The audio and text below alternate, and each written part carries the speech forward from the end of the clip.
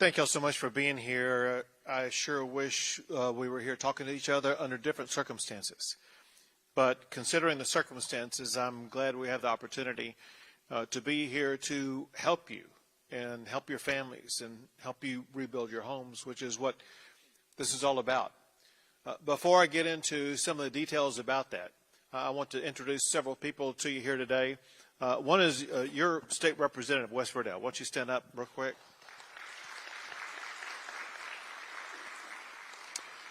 Doing a great job, but kind of let me emphasize, there's different reasons why you have a state representative. One is to go vote in the Capitol on legislation, but the other is to physically and actually represent you and to address your needs. The fact of the matter is we're going to be addressing your needs in part today, and both the state and your local governments are going to be addressing your needs on an ongoing basis. But the other reality is you're going to face your own unique challenges. You need to make sure that if you cannot find an answer any other way, that you call and contact the office of West Verdell. It's his job task, it's his responsibility representing this district to be there to help you to cut through the red tape. You know, one thing that occurs in life in general, one thing that occurs in the rebuilding process is red tape. Our collective goal is to cut through all that red tape, simplify this, make it go faster, make it go easier. I'm going to talk about ways we can do that, but one way to do that is through West Verdell. Second is the person who will talk after me is Nim Kidd.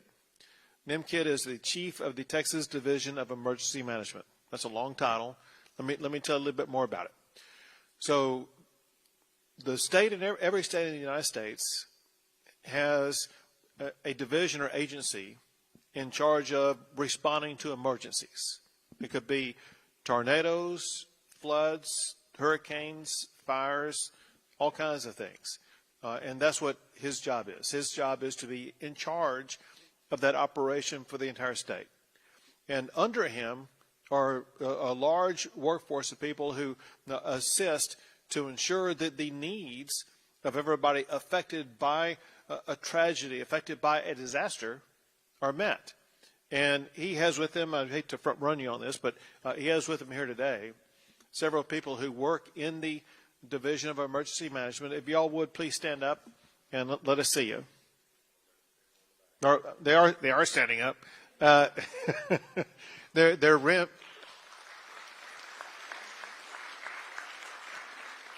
Looks like you have two colors of shirts on today. You got some white shirts and some blue navy shirts on. But they are in the back of the room, and they have one job, and that's to help you. And we want to make sure that when you leave here today, that you feel like every need that you have is being met, every concern, challenge, whatever the case may be, is being met. And so, for one, you have Representative West Verdell. For another, you're going to have Chief Nim Kidd, who's going to be here. Third, you're going to have his team members who are in the back you can talk to. And then last, is it correct that there's going to be people out in the lobby who are able to assist out there? And that's what these folks, why don't y'all stand up?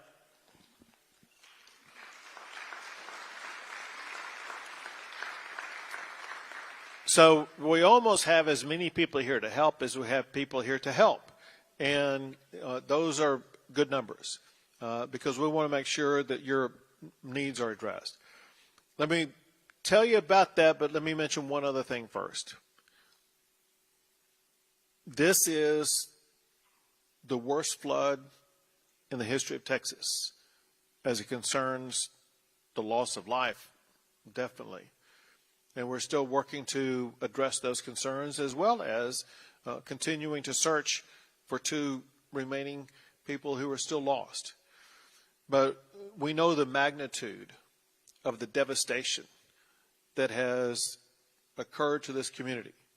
Part of it is physical devastation because of damages to your homes or vehicles or property or whatever the case may be. Damages to the families who lost a loved one or had a loved one injured. We know that those are challenges that don't go away just because it's a new week or a new month or whatever the case may be. There are challenges, mental and emotional, maybe physical, that exist for a long time. I say all this because in addition to helping you rebuild your homes, we want to help you rebuild your lives. And part of that may mean addressing challenges that you have in your life that go beyond just rebuilding your home.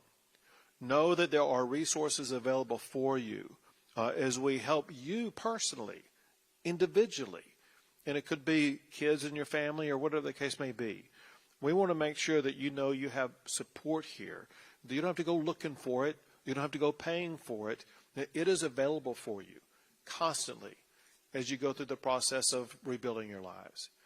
Let me just quickly walk through with you exactly kind of what the state does as it concerns disasters like this. Job number one is to deploy in advance any type of emergency rescue operations and equipment and things like that that were deployed beginning on the 2nd and 3rd of July and were there in the earliest hours on July the 4th. Then is to be involved in the rescue operations. When you look at all the state personnel, whether it be it's called Texas Task Force 1. They're the emergency rescue experts in swiftwater boats and things like that. Whether it be the helicopters, whether it be the Texas military department, such as the National Guard, or whether it be the Texas Department of Public Safety, altogether, state agencies were able to rescue and evacuate well more than 1,000 people. Lives are saved because of what they were able to do. And many of them remain here in the area as they continue to search for the 2 remaining bodies. Second thing we do is we help your local communities begin the cleanup process. And one of the largest tasks that you have seen and have observed yourselves is debris removal. There's a lot of debris when you have something like this. And there's, in a way, 2 different kinds of it. It's what happens naturally in the river basin. But there's a lot of debris as you muck out your homes, as you pull all the waste out of your house or your residence, wherever you live, and it has to go somewhere. And typically right now it's probably going into a big pile of debris, and we contract with agencies that are responsible for removing that debris out there. And that debris removal is going to be an ongoing process for maybe even months. But the goal that we have is to get the debris removed from your neighborhood, from your region, from your area as quickly as possible. Here again is a way in which West Verdell can help. If you say, man, we got debris that needs to be removed from location X, call Wes and he'll work to make sure we got a team out there removing it. Or call Nimkid or his team back here. They're the ones who have these contracts with these debris removal agencies to make sure we will get it removed as quickly as we possibly can. And then we get to kind of what we're here to talk about today. Some of you had your homes completely destroyed. Others had damage, could be significant, maybe something less than significant. Many of you have challenges as we speak right now with regard to where you're living. There's 2 time periods to address that. There's what's called temporary assistance and then permanent assistance.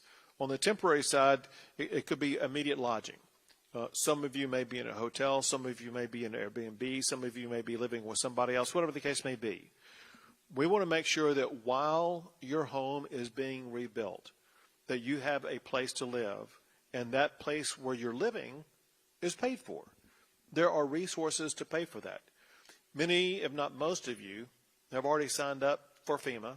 And if you signed up for FEMA, FEMA should be paying for your temporary residence of where you're staying right now. If not, we have teams here today to work with you, to assist you, to make sure that your temporary residential needs are being met. But another thing that we're here to announce is to help you with the rebuild of your residence. And I realize residences are different things to different people.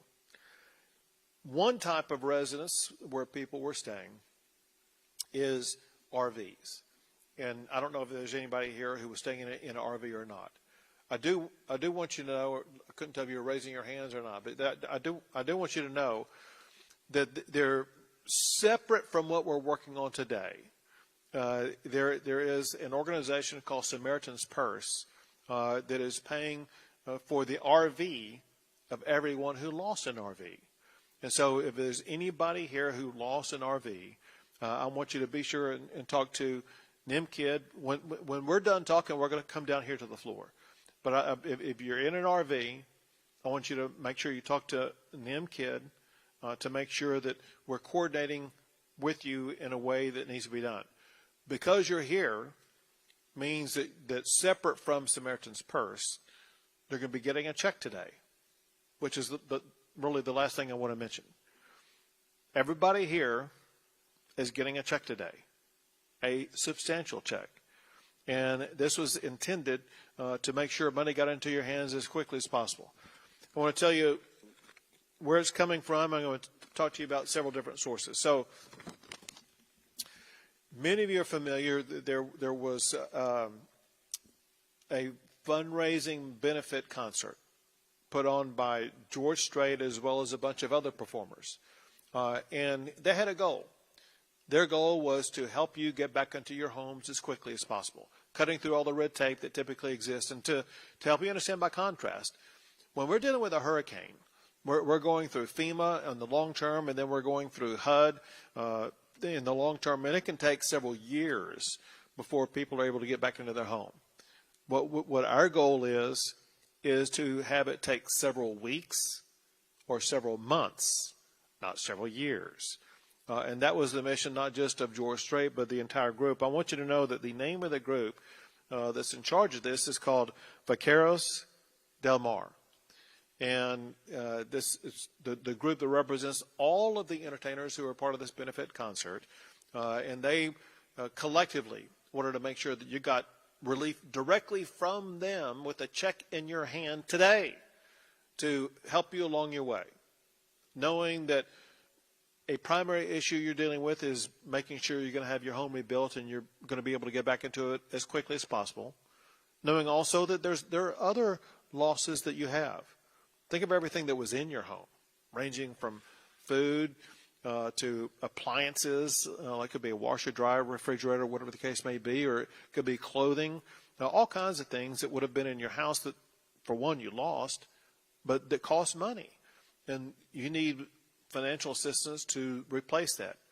Some of you may need money because of a lost vehicle. There's all different types of things that money is needed for. The requirement is this. For charitable donations that are made from what's called a 501c3, this is kind of technical legal stuff, but they have to make sure the money is being provided to you for a loss that you sustained in a disaster. That's simple. Said differently, this isn't money that you can take and go off to Las Vegas and have a good time or anything like that. This is here to help everybody rebuild their lives. There are two representatives from Vaqueros del Mar, and they're right here. We have Linda Bean and Diane Deanda. And here's the way this is going to happen. After I finish talking, Chief Kidd is going to visit with you a little bit. And then we're going to have everybody come down this aisle in alphabetical order. And they are going to present to you today money today. No one here is going to leave empty-handed. In fact, you're going to get a lot more than what you probably even know you're going to get to help you begin the process of rebuilding your lives.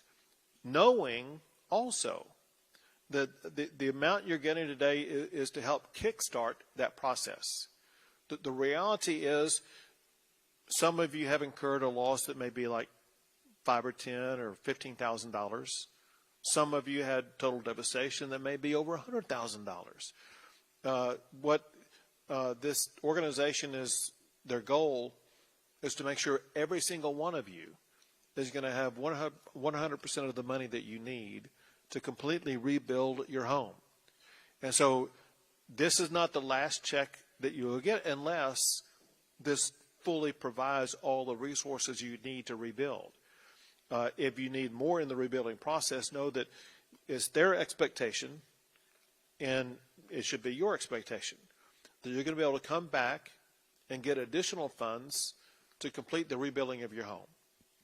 Last thing I want to talk about is put a couple of pieces of the puzzle together. Many of you probably heard something that we talked about last week. I'm sorry, not last week, this past Thursday. I was in Kerrville with the Community Foundation for the Hill Country, where it was announced at that time that of the more than $100 million that they have received in donations, they were at that time on this past Thursday allocating $40 million to help people rebuild their homes. They are rebuilding, their primary goal is to address all homeowners who are not covered by the donations that you all are receiving. What the Vaqueros Del Mar are doing, they're helping to rebuild the homes and lives of more than 100 of those who were affected by the flood. And what the Community Fund will be doing is helping all the others. Altogether, I believe there's far more than enough money to fully rebuild every home that was damaged in any way by the flood. There will be money left over, especially from the Community Fund. The money left over from the Community Fund will address several things. One, it will address things such as mental health. Two, they'll retain certain money to make sure that if future, let's say there wasn't enough money to go around to begin with, they'll be able to make sure that there will be enough money to help you finish out the rebuild of your house. But then they're going to be working quickly, as in maybe beginning as early as this next week, but certainly in the next few weeks. And that is helping businesses rebuild. Businesses, many of you may have your own business, work at a business, whatever the case may be. We know that that business and the revenue that comes from it, that's very important income for you personally, but also for the community.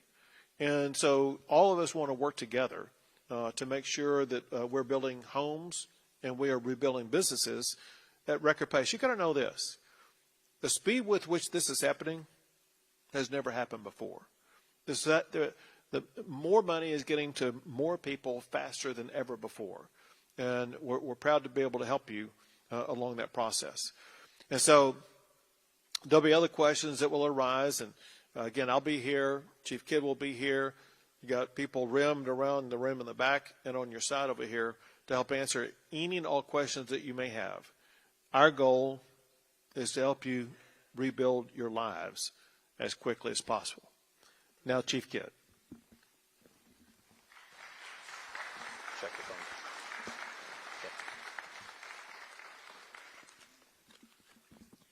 I want to say thank you for allowing me to be here with you. My name is Nim Kidd, as the governor said. I'm the chief of TDIM, as you've heard, of the Division of Emergency Management. I know we all wanted to meet each other under different circumstances. And so our team is here to support you. We are not leaving you. We are here with you, and we will stay with you through this process. I want to tell you a little bit about my boss, the governor, and at some point he's going to come down here and he's going to want to meet with any one of you that wants to talk to him. And I'm asking you to tell him directly what you need from us. I spent 21 years in the San Antonio Fire Department, and as a first responder, I would go out on a 911 call and meet a patient and ask them what their primary or chief complaint was and how could I help, and they would give me an answer. And then another firefighter or paramedic would come over and ask the same question, and they would get a different answer. That didn't mean that patient was lying or untruthful with me, and it didn't mean that I wasn't doing my job. It meant that there was a traumatic experience, and we're asking what we can do to help, and we have different recollections of what we need at different times. And that man knows that, and that man is here to ask you directly what you need in order to get back on your feet. And so I won't be in trouble if you tell him something different than you told me. Unless it's the 5th time he's told me to do it, then I'll be in trouble for that. But I want to share that story with you because he's genuine and he's sincere about this. I also want to thank our navigators. Would you all stand up or raise your hand again over there, all the navigators and support partners? Go ahead, please stand up, raise your hand.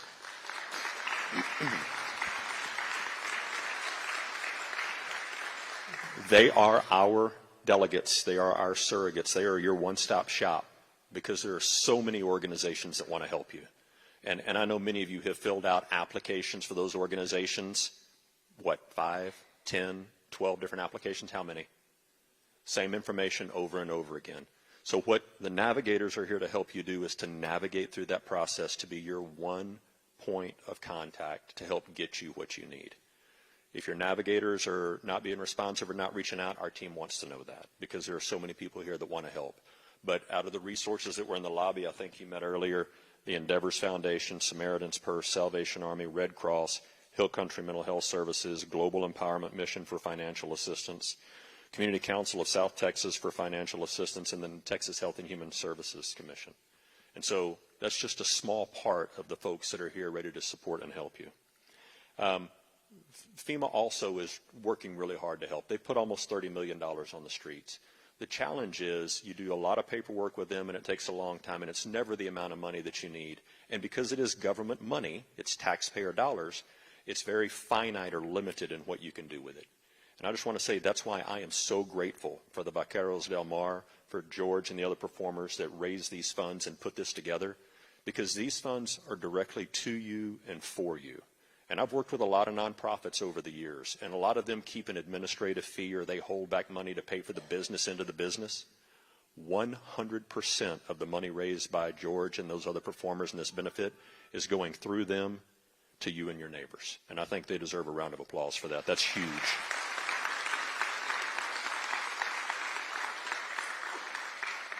I want to quickly talk about next round rules. The governor mentioned this is not necessarily a one and done. There is more money out there that's coming. Your navigators, circling back to them, will be the ones to help you make sure you get what you need and who you need it from. So be sure to use them. And listen, I'm a lifelong Texan. I was born in Corsicana, raised in San Antonio. I'm as proud as they come. And I know this is a proud part of Texas. And we don't always like asking for help. I'm here to tell you there are a ton of people that want to help you. And asking for help is not weakness. It's what God put us all here together in this same place to do right here, right now. So if you have a need, we need to know what that need is. And then finally, I want to thank the rest of our faith-based organizations and our VOADs, the volunteer organizations that are active. They're not going away either. We are not leaving, and you are not alone. Now, I'm going to ask you for something. I need your help with this, okay? You ready? If your last name is A through J, I want you to line up, and A through J is going to walk out the back over there and come down that aisle and go see Miss Diane, A through J. If you are K through Z, you will line up and come down here and see Miss Linda. And then whenever y'all are done, if you want to speak with Governor Abbott, he will be sitting right down here. All right. Thank y'all very much.